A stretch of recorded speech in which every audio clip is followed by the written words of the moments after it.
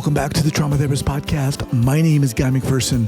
My mission is to help trauma therapists be their incredible selves, to be human, to be real, not just a clinician. I'm a big believer in who we are is more important than what we know. And this requires cultivating authenticity, genuineness, and vulnerability, and that requires intention. You can learn more about my courses and workshops by going to thetraumatherapistproject.com. That's thetraumatherapistproject.com. Let's get started. So 5, 4, 3, 2, and 1. All right, folks, welcome back to the Trauma Therapist Podcast. I am very excited to have as my guest today, Dr. Reshie Joseph. Reshie, welcome. Hi, Guy. Thank you for having me on the show. Very real pleasure to be here. I appreciate that. So Reshie is a clinical psychologist who specializes in the treatment of PTSD, complex psychological trauma, addictions, and other disorders of extreme stress not otherwise specified.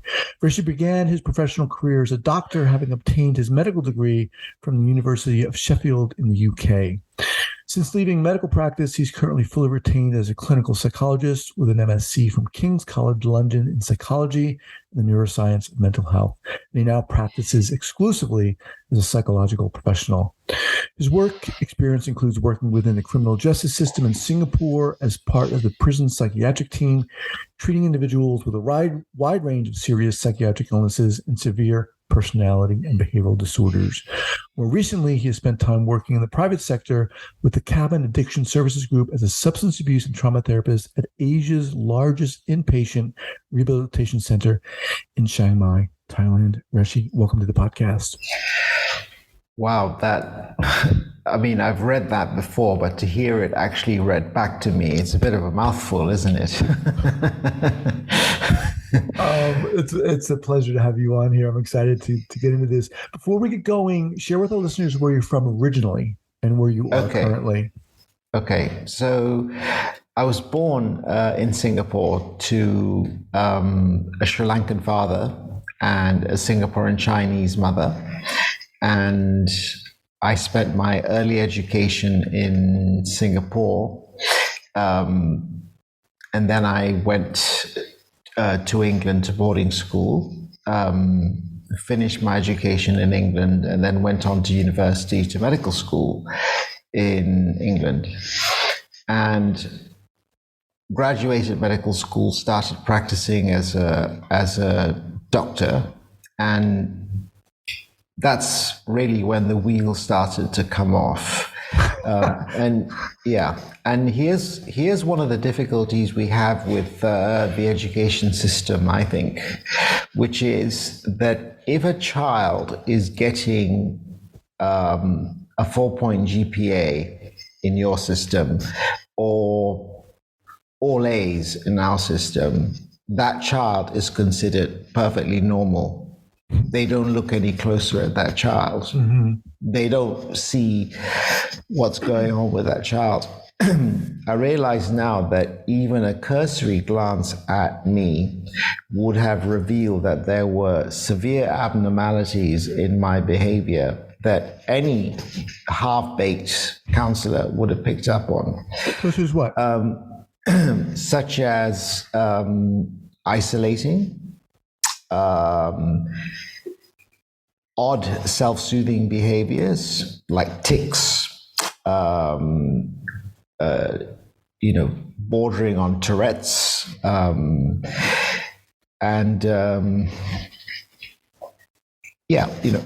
various other not massive things, but enough to tell you this boy is suffering.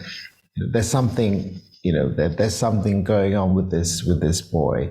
He might be a straight A student, but there's something going on with him. Wasn't picked up. So I got all the way through medical school and couldn't hold it together any longer. And when the wheels came off, it came off in a very spectacular fashion. And to cut a long story short, it went from a promising career as a surgeon or a physician to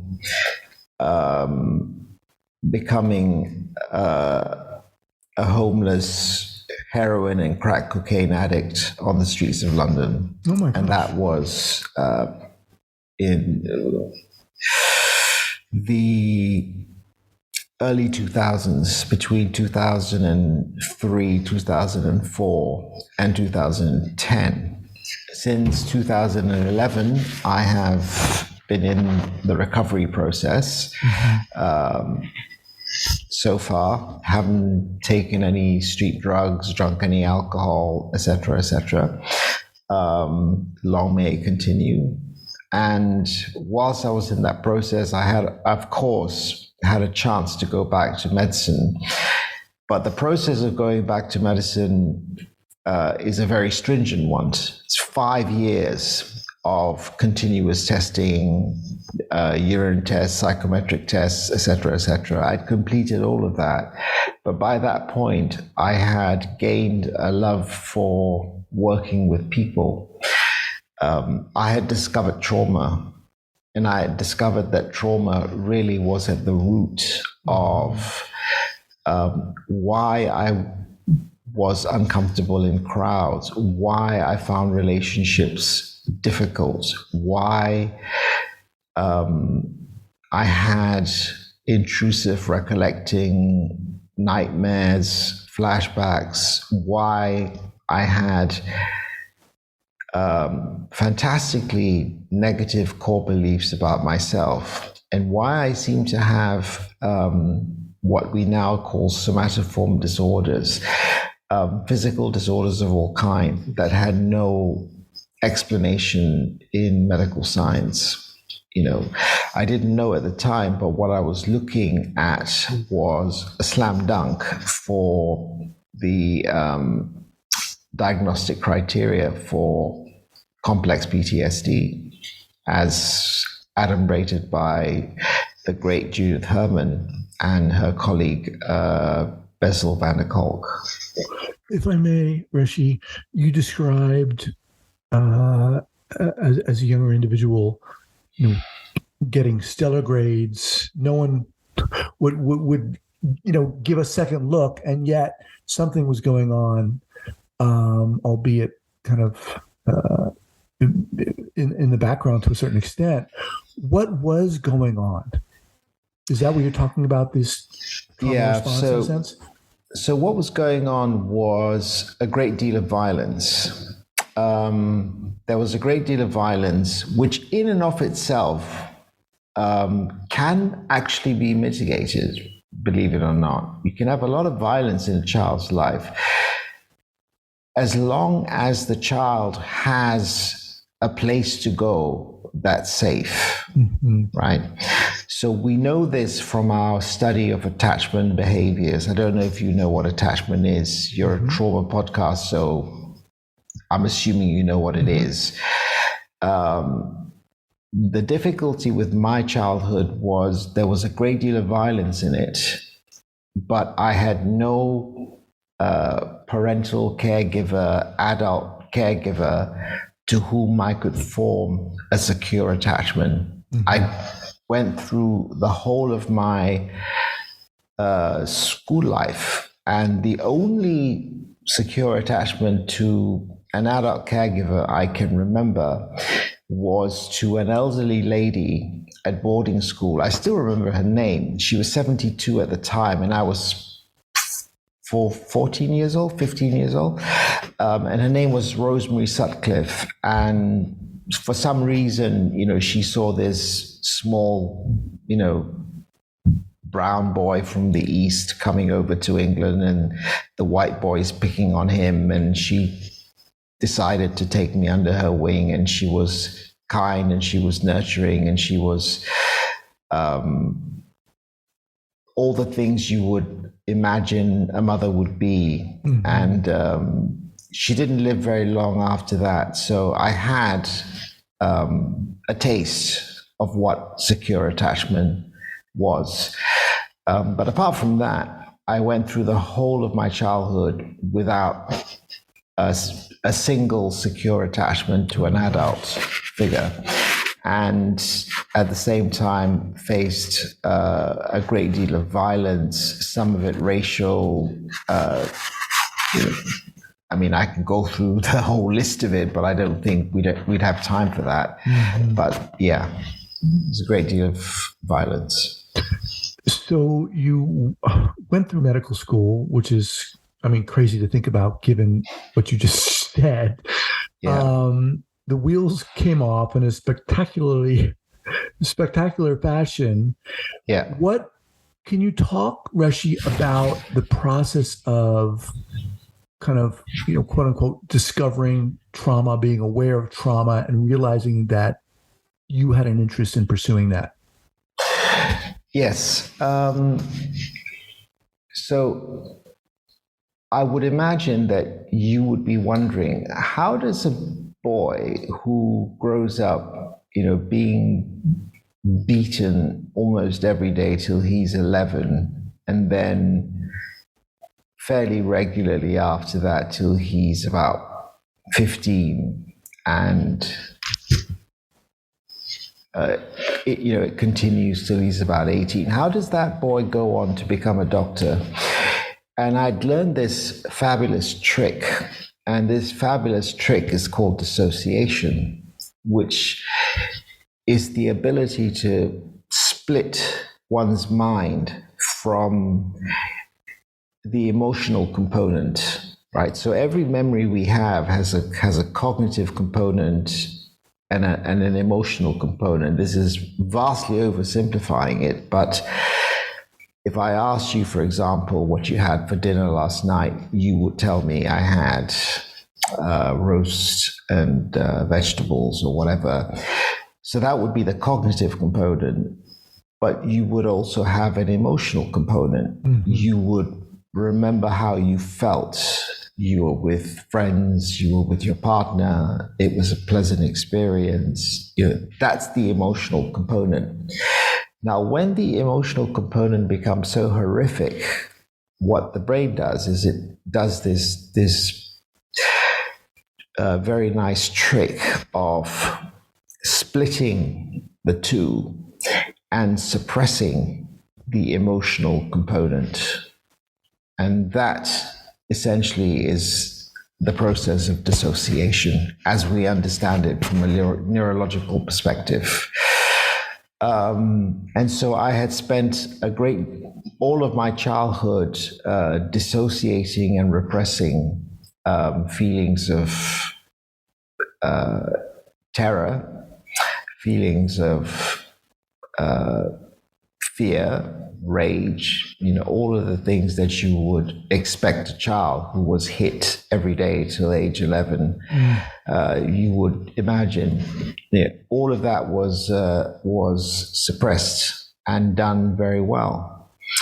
But an incident whilst I was a doctor,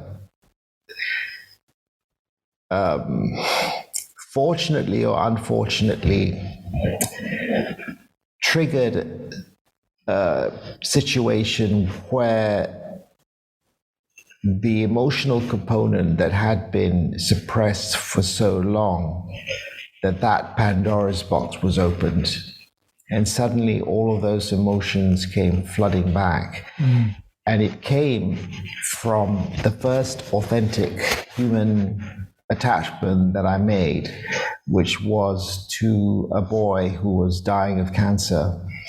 And I talk about this in my book. And, his death was extraordinarily painful to me because it was the first true attachment I believe I had in life. And when he passed on, and that attachment was severed, that's when the wheels came off. That's when because now that the box had been open and the emotions were all flooding out, I had no means with which I had no skills with which to self-soothe or self-regulate. And so I had to rely on increasing amounts of alcohol. And very quickly, very large amounts of very powerful painkillers, which very quickly led to the addiction that I adumbrated earlier. Does that answer your question? It does, but I want to follow up here. So, at what point did you realize you wanted to pursue this topic of trauma, this subject of trauma? Well, when I was 18 months into my recovery, I had an episode where I had gone into a rage, and it was not any rage. It was the kind of rage where men kill each other, that kind of rage. And I remember coming out of the rage and looking at the people around me and just seeing the terror in their eyes, right, at what had just happened.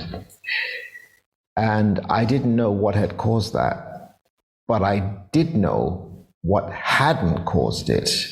And what hadn't caused it was drugs and alcohol, because I hadn't had any for 18 months. Wow. So it was not the drugs and alcohol that was responsible for that.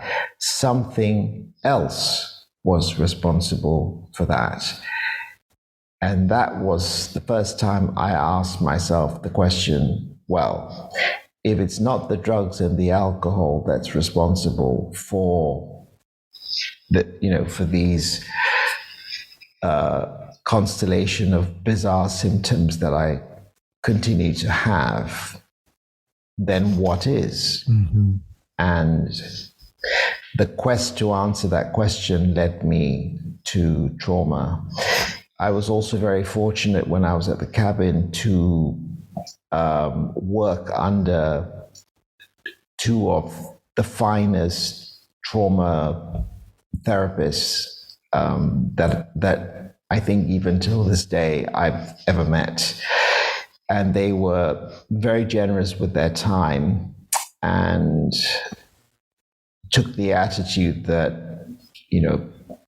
well, if you want to learn, we'll teach you. Mm-hmm. And so they taught me the basics, pointed me in the right direction, sent me off for the various trainings that you have to do, things like EMDR and CPT and exposure therapy and all the various other kinds of somatic therapies that one has to have to be a trauma therapist.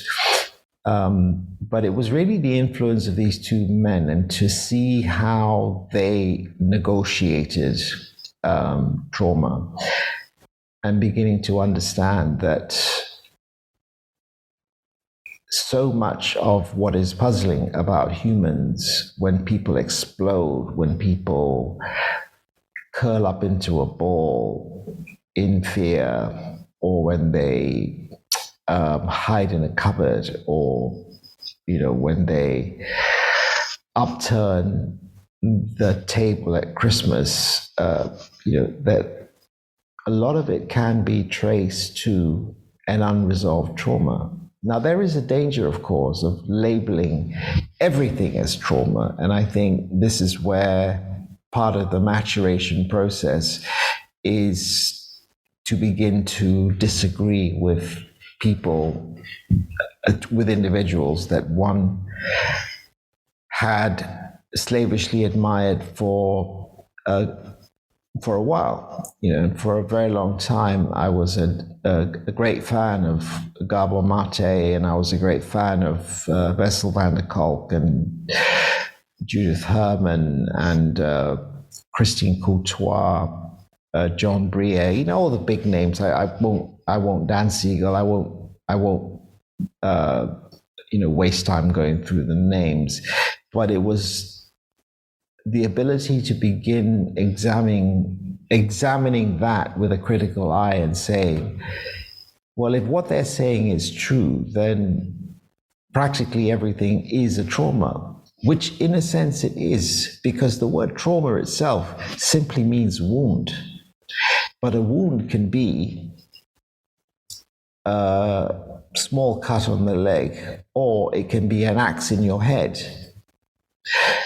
I mean, Well, wounds come in. isn't it fair to say that, all those people you mentioned, there is a distinction to be made, right? I mean, I don't think it's that they're saying every wound is trauma, but the Yeah. wounds that are so severe such that one's entire nervous system becomes completely dysregulated, and Yeah. it's presented on a spectrum as well. Yeah. Right. Yeah. But let me ask you something, Reshie. Up to that point, when that attachment severance happened, prior to that, had you understood trauma? Had you ever thought to yourself, my God, I had this experience growing up, beaten every day? Never heard the word, never had a lecture on it in the psychology classes we had to attend, the psychiatry classes we had to attend. Wow.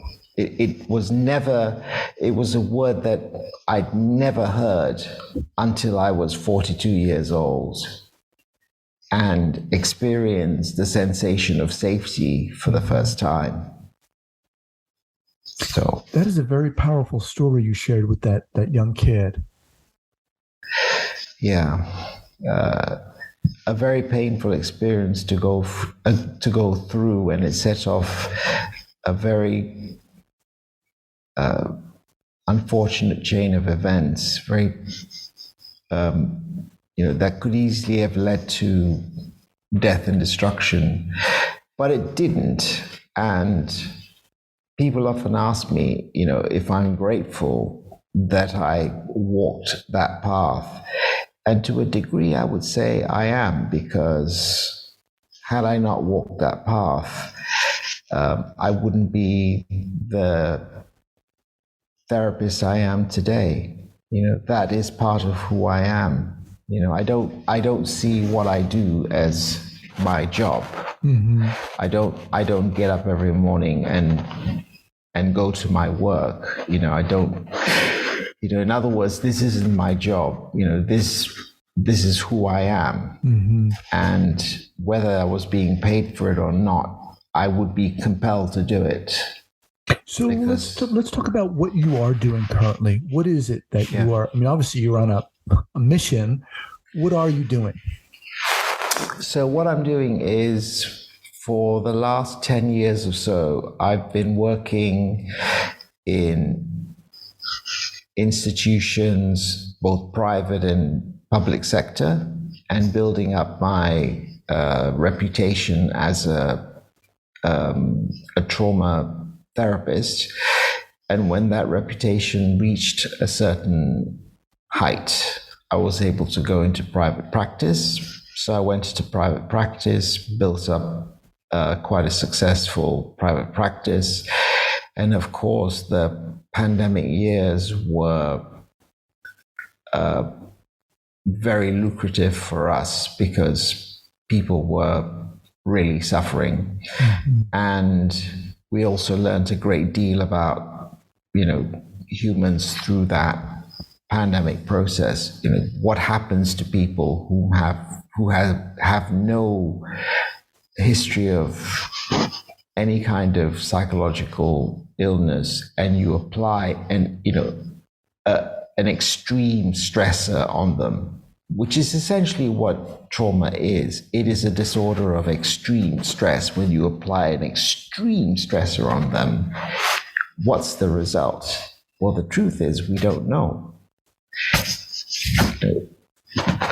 We've only just come out the other end, and there are questions as to whether we've actually come out the other end. So right. There are more questions than there are answers. So what I've set myself to doing is, rather than working with individuals one at a time, which allows me to take them through the 4 stages of treatment and go in depth, and do a thorough exploration of their suffering and be able to help them to heal from their trauma. What I'm doing is I'm going in the other direction. I'm going horizontally, which is to share the information, not at that depth, but with as many people as possible. Mm-hmm. Hence the writing of the book. This is the first year in 10 years where I've done the least clinical work. Normally my clinical list is completely full with a waiting list behind it.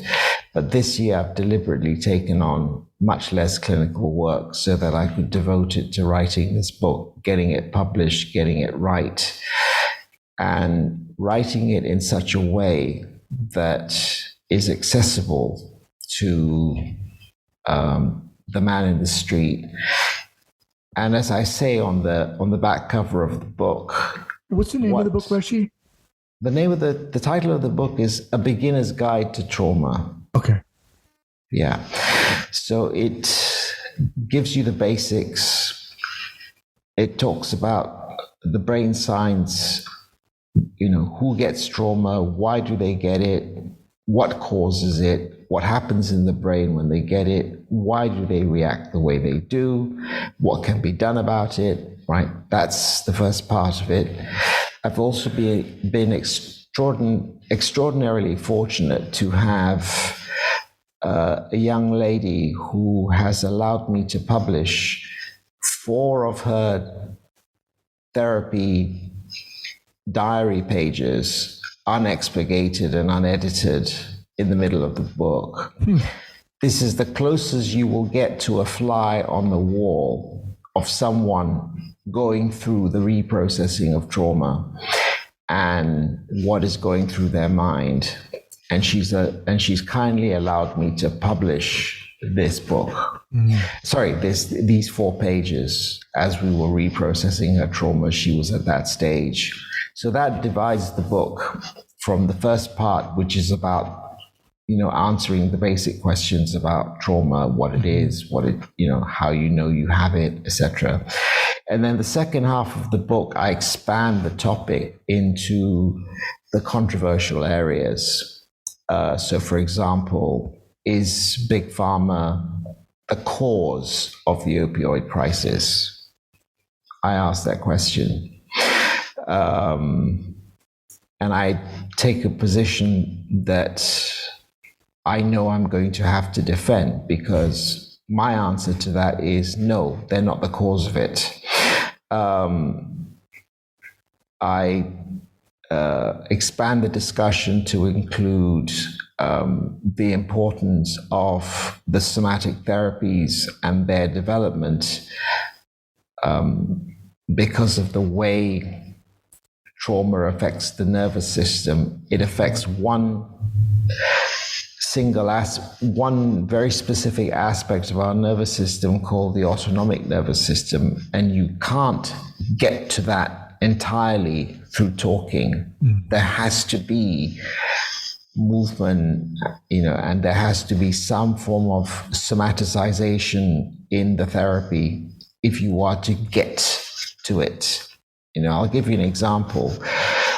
I was working with a young lady who'd been a victim of rape, and like me, she was very bright and completely dissociated from the emotional horror of what had happened to her.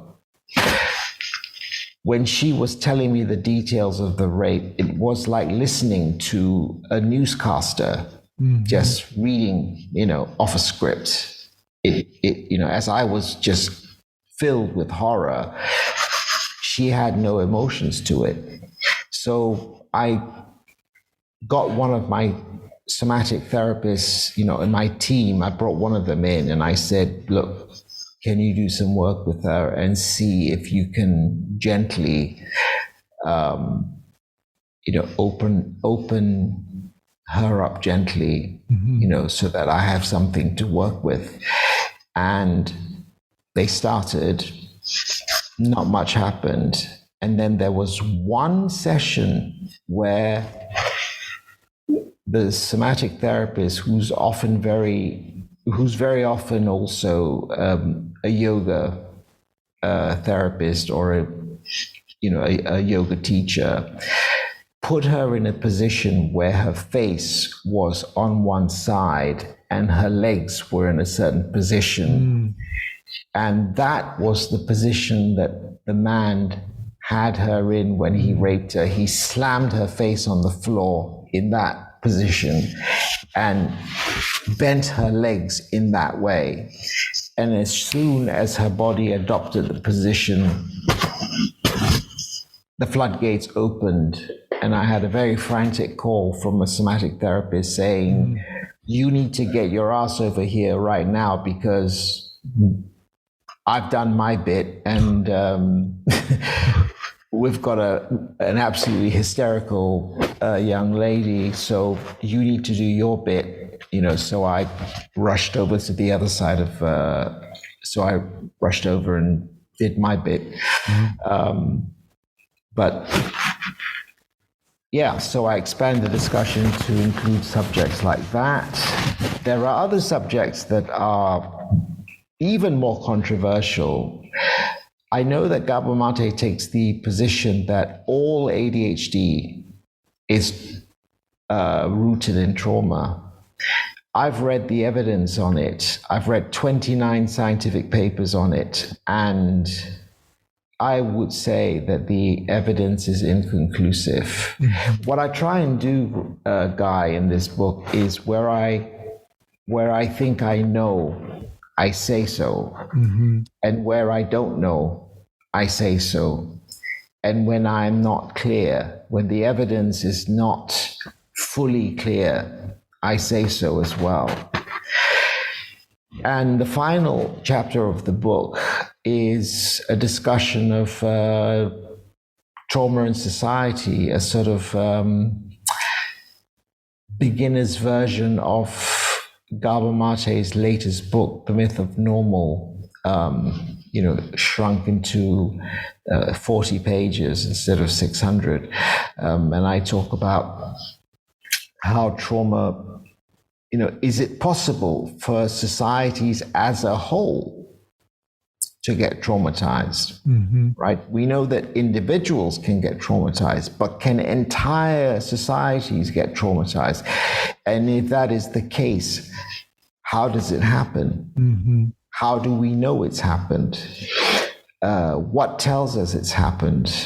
And on this, I relied very heavily on some of the great American scholars of the early 20th century, like W.E.B. Du Bois and James Baldwin and Emil Durkheim and Fritz Stern, many others, to understand what happens when, people suffer that same alienation, disconnection, and despair that I suffered as a child, but do so on a collective basis. What are the pathologies that come out as a result of that? And that's the final chapter of the book. The epilogue is a story of my cat. It's an interesting story. We were given this kitten. The kitten was severely traumatized, never meowed. You never found her. She only ever stayed in one drawer in one room and never moved.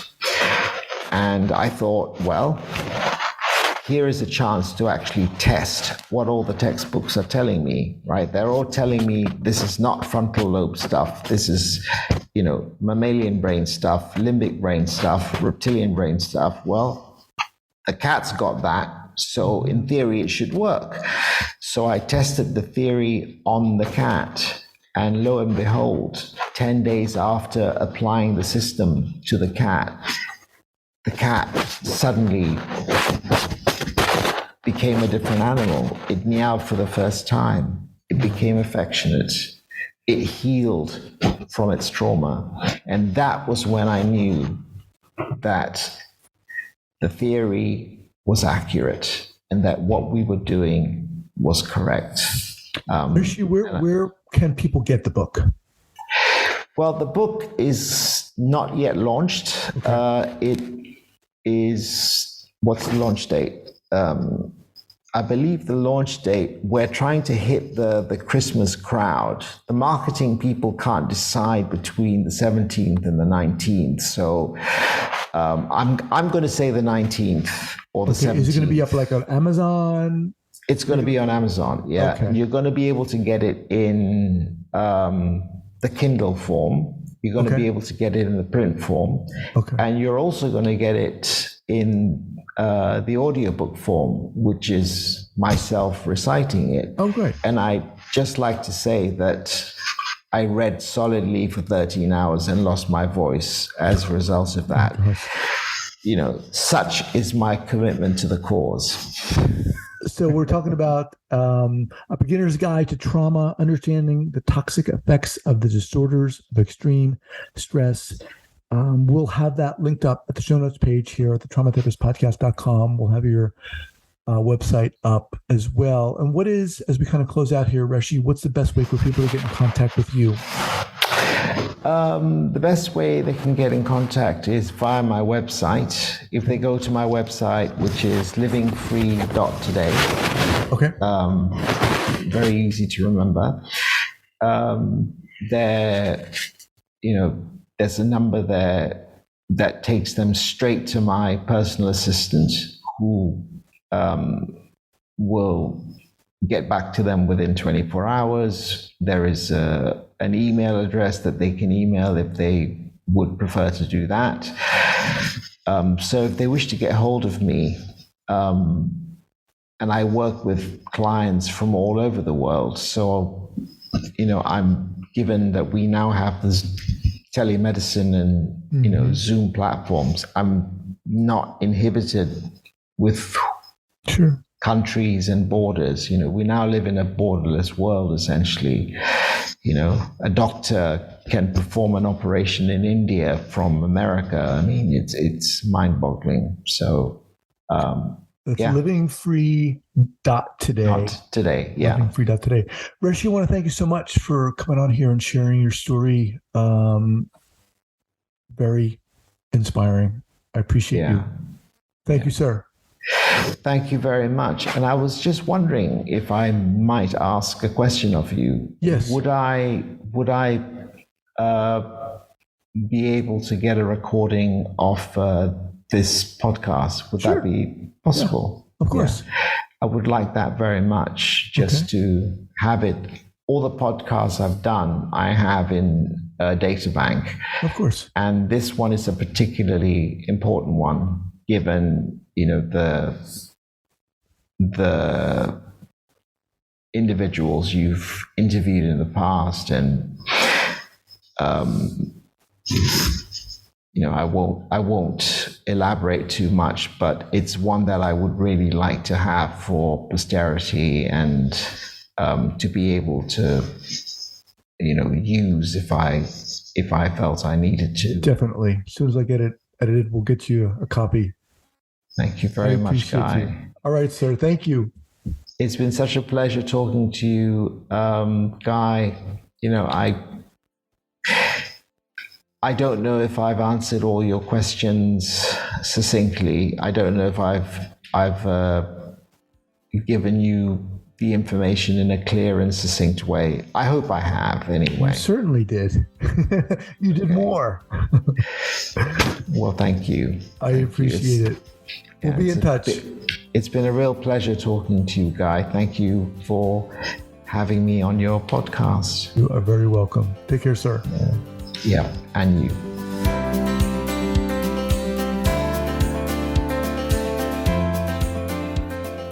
I want to thank you so much for listening to this podcast, and I want to let you know that I am very excited about my new podcast, The Right Now Project. The Right Now Project is about healing. It's about stepping into our own courage and authenticity and getting started or continuing along our healing process. We're all going through something, whatever it is, in this crazy life we're living. And the Right Now Project is about honoring that, celebrating that, and sharing our stories via the associated membership site. Check us out at therightnowproject.com, therightnowproject.com.